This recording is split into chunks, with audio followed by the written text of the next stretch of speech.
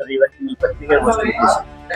ನಮ್ಮ ರಾಜ್ಯದಲ್ಲಿ ಕಳೆದ 30 ವರ್ಷಗಳಿಂದ ನಿರಂತರವಾಗಿ ನೇಮಕಾತಿಯಲ್ಲಿ ಭ್ರಷ್ಟಾಚಾರ ಆಗ್ತಾ ಇದೆ.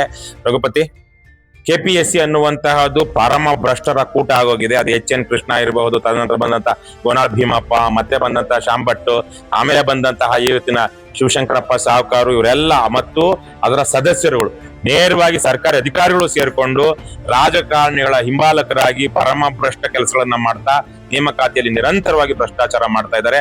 ಹಾಗಾಗಿ ಕೆಪಿಎಸ್ಸಿಯನ್ನ ರದ್ದು ಮಾಡಬೇಕು, ಅಮೂಲಾಗ್ರ ಸುಧಾರಣೆ ತರಬೇಕು, ಇಲ್ಲಾಂದ್ರೆ ರದ್ದು ಮಾಡಬೇಕು. ಇವನೇನು ಶಿವಶಂಕರಪ್ಪ ಅಂತ ಏನಿದ್ದಾನೆ ಅವನ ಮೇಲೆ ತೀವ್ರವಾದ ಕ್ರಮ ಜರುಗಿಸಿ ಅವನ ನ್ಯಾಯಾಂಗ ತನಿಖೆಗೆ ಒಳಪಡಿಸಬೇಕು. ತದನಂತರ ಕೆಪಿಎಸ್ಸಿಯಲ್ಲಿ ಇವತ್ತಿರುವಂತವ್ರು ಇದೇ ಶಿವಶಂಕರಪ್ಪನ ಮಕ್ಕಳಿಗೆ ಶಿವಶಂಕರಪ್ಪ ಫ್ರಾಡ್ ಸರ್ಟಿಫಿಕೇಟ್ ಮಾಡ್ಕೊಟ್ಟು ಕೆಲಸ ಕೊಡ್ತಾನಂದ್ರೆ ಇವ್ರೇನ್ ಕತ್ತೆ ಕಾಯ್ತಾ ಇದ್ರ ಮಿಕ್ಕವರು? ಅವ್ರನ್ನು ಅದೇ ಅಪರಾಧದಲ್ಲಿ ಪಾಲುದಾರರಲ್ವಾ? ಹಾಗಾಗಿ ಇಡೀ ಕೆಪಿಎಸ್ಸಿಯನ್ನೇ ಇದು ಎಲ್ಲ ಸದಸ್ಯರನ್ನ ವಜಾ ಮಾಡಬೇಕು, ಪ್ರಾಮಾಣಿಕರನ್ನ ದಕ್ಷಿಣ ಸಾಧ್ಯ ಆದ್ರೆ ನೇಮಕ ಮಾಡಬೇಕು. ತದನಂತರ ಕೆಪಿಎಸ್ಸಿ ಸದಸ್ಯರಿಗೆ ಮತ್ತು ಅಧ್ಯಕ್ಷರಿಗೆ ಒಂದು ಇಮ್ಯುನಿಟಿ ಇದೆ ಇದರಲ್ಲಿ, ಯಾಕಂದ್ರೆ ಸ್ವಾಯತ್ತ ಸಂಸ್ಥೆ. ಅವ್ರು ಯಾವುದೇ ಪ್ರಭಾವಕ್ಕೆ, ವಶೀಲಿಬಾಜಿಗೆ, ಬೆದರಿಕೆಗೆ ಒಳಗಾಗದೆ ಅವರು ಸ್ವತಂತ್ರವಾದ ನಿರ್ಧಾರಗಳನ್ನ ತೆಗೆದುಕೊಂಡು ಪ್ರಾಮಾಣಿಕರನ್ನ ನೇಮಕ ಮಾಡಲಿ ಅನ್ನುವಂತಹ ಒಂದು ಸದುದ್ದೇಶದಿಂದ ಅವರಿಗೆ ಒಂದಷ್ಟು ರಕ್ಷಣೆ ಕೊಟ್ಟಿದ್ರೆ, ಸಾಂವಿಧಾನಿಕ ರಕ್ಷಣೆಯನ್ನ ಕೊಟ್ಟಿದ್ರೆ, ಅದನ್ನ ಈ ನೀಚರು ಅಪರಾಧಿಗಳು ದುರ್ಬಳಕೆ ಮಾಡ್ಕೊಳ್ತಾ ಇದ್ದಾರೆ. ಅದನ್ನ ತೆಗಿಬೇಕು. ಈ ನಿಟ್ಟಿನಲ್ಲಿ ಕರ್ನಾಟಕ ರಾಷ್ಟ್ರ ಸಮಿತಿ ಪಕ್ಷ ರಾಜ್ಯಾದ್ಯಂತ ಹೋರಾಟವನ್ನು ಹಮ್ಮಿಕೊಳ್ಳಲಿದೆ. ಅದೇ ಸಂದರ್ಭದಲ್ಲಿ ಯಾಕೆ ಕೆಪಿಎಸ್ಸಿಲಿ ಈ ಮಟ್ಟಿಗೆ ಅಕ್ರಮ ಆಗುತ್ತೆ ಅಂದ್ರೆ ಇನ್ನೊಂದು ಕಡೆ ನೋಡಿದಾಗ ಇವತ್ತು ಉದ್ಯೋಗಗಳಿಗೆ ಬೇಡಿಕೆ ಇದೆ. ಇವತ್ತು ನಿರುದ್ಯೋಗ ತಾಂಡವವಾಡ್ತಾ ಇದೆ. MA, MSc, MCom, PhD ಮಾಡ್ಕೊಂಡಿರೋರು ಇವತ್ತು ಸೆಕೆಂಡ್ PUC ಕ್ವಾಲಿಫಿಕೇಶನ್ ಬೇಕಾಗಿರುವಂತ SDA ಹುದ್ದೆಗೋ, ಪೊಲೀಸ್ ಕಾನ್ಸ್ಟೇಬಲ್ ಹುದ್ದೆಗೋ ಹೋಗೋದಿಕ್ಕೆ ಸಿದ್ಧವಾಗಿದ್ದಾರೆ. ಮೊನ್ನೆ ತಾನೇ ನಾನು ಸಂಚಾರಿ ವಿಜಯ್ ಅವರ ಊರಲ್ಲಿದ್ದೆ. ಅವ್ರನ್ನ ಸರ್ಕಾರಿ ಶಾಲೆಯಲ್ಲಿ MA, B.Ed ವಿದ್ಯಾರ್ಹತೆ ಇರುವಂತ ಒಬ್ಬ ಯುವತಿ LKG, UKG ಅವರಿಗೆ ಪಾಠ ಮಾಡ್ತಿದ್ದಾರೆ.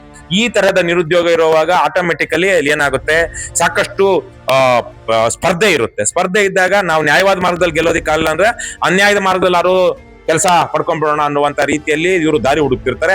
ಮತ್ತೆ ವ್ಯವಹಾರಕ್ಕೆ ಕೂತಿರುವಂತಹ ಭ್ರಷ್ಟರು ಅಲ್ಲಿ ಕೆಪಿಎಸ್ಸಿ ಚೇರ್ಮನ್ ಇದ್ದಾಗ ಅಲ್ಲಿ ಹರಾಜಾಗುತ್ತೆ. ಹಿಂದೆ ನಾವು ಒಂದು ಲೋಕಸತ್ತಾ ಪಕ್ಷದಲ್ಲಿದ್ದಾಗ ಉಪಸತ್ಯಾಗ್ರಹ ಮಾಡಿದ್ದೆ. ಇಡೀ ರಾಜ್ಯದಲ್ಲಿ ಕೆಪಿಎಸ್ಸಿ ವಿಚಾರವಾಗಿ ಅತಿ ಹೆಚ್ಚು ಹೋರಾಟ ಮಾಡಿರುವಂತ ಯಾವನಾದ್ರೂ ಒಬ್ಬರ ರಾಜಕಾರಣಿ ಇದ್ರೆ ಅದು KRS ಪಕ್ಷದ ರವಿ ಕೃಷ್ಣ ರೆಡ್ಡಿ ಮಾತ್ರ. ಆವತ್ತು CID ರಿಪೋರ್ಟ್ ಅಲ್ಲಿ ಇತ್ತು 1.5 ಕೋಟಿಗೆ AC ಹುದ್ದೆ, 80 ಲಕ್ಷಕ್ಕೆ DYSP ಹುದ್ದೆ, 60 ಲಕ್ಷಕ್ಕೆ ತಹಸೀಲ್ದಾರ್ ಹುದ್ದೆಗಳನ್ನ ಮಾರಾಟ ಮಾಡಲಾಗಿದೆ ಅಂತ. ಆದಾಗ ನಾವು 10 ಬ್ಯಾನರ್ಗಳನ್ನ ವಿಧಾನಸೌಧದ ಸುತ್ತಮುತ್ತ, ವಿಧಾನಸೌಧದ ಮುಂದೆನೆ, ಕೆಪಿಎಸ್ಸಿ ಕಚೇರಿ ಮುಂದೆನೆ ಹಾಕಿದ್ವಿ.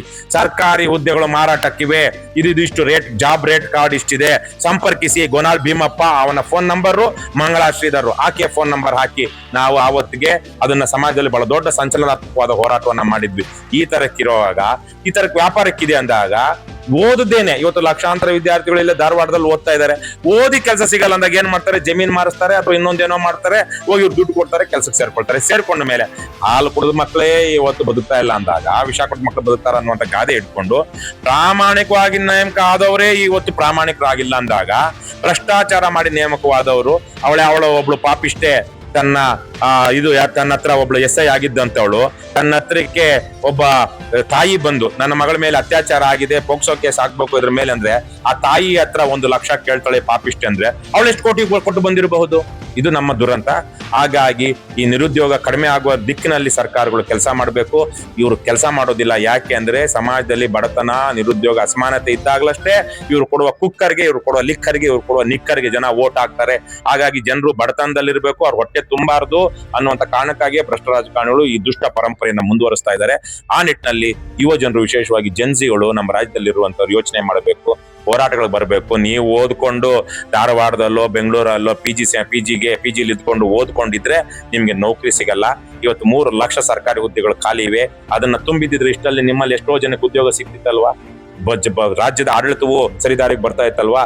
ಅದಕ್ಕೆ ಹೋರಾಟ ಮಾಡಿ, ಸರ್ಕಾರಿ ಹುದ್ದೆಗಳನ್ನ ತುಂಬಿಸೋದಿಕ್ಕೆ ಹೋರಾಟ ಮಾಡಿ, ಮತ್ತೆ ಕೆಪಿಎಸ್ಸಿ ಶುದ್ಧೀಕರಣ, ಪ್ರಾಮಾಣಿಕ ಮತ್ತು ಪಾರದರ್ಶಕವಾದ ನೇಮಕಾತಿ ಆಗೋದಿಕ್ಕೆ ಹೋರಾಟ ಮಾಡಿ. ಅದು ಬಿಟ್ಟು ನೀವು ಎಷ್ಟೇ ಓದಿದ್ರು ನಿಮಗೆ ನಿಜವಾಗ್ಲೂ ಉದ್ಯೋಗ ಸಿಗಲ್ಲ.